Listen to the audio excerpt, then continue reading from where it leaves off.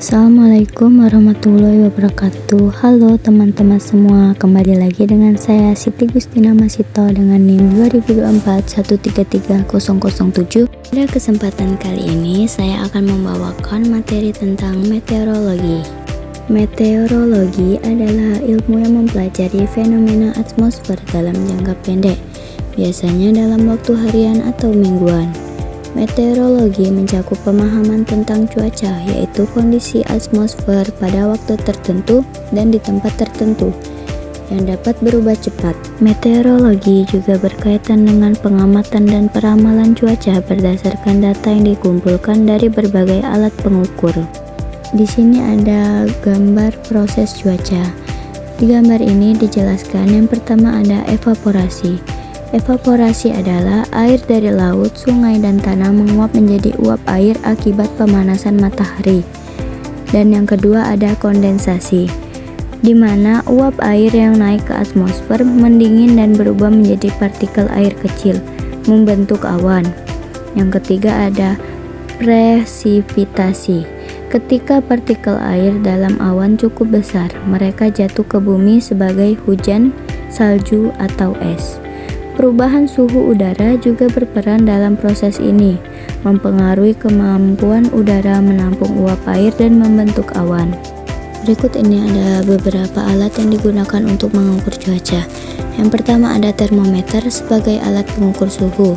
Yang kedua ada barometer sebagai alat pengukur tekanan atmosfer. Yang ketiga ada anemometer, di mana berfungsi sebagai penghitung kecepatan angin.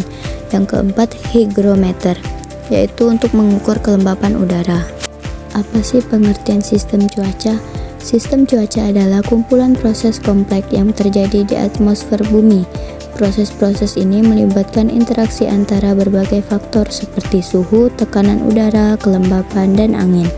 Hasil dari interaksi ini adalah beragam fenomena cuaca yang kita alami sehari-hari, mulai dari cuaca cerah hingga badai yang dahsyat. Badai, peristiwa cuaca ekstrim yang ditandai dengan angin kencang, hujan deras, petir, dan kadang-kadang disertai hujan es.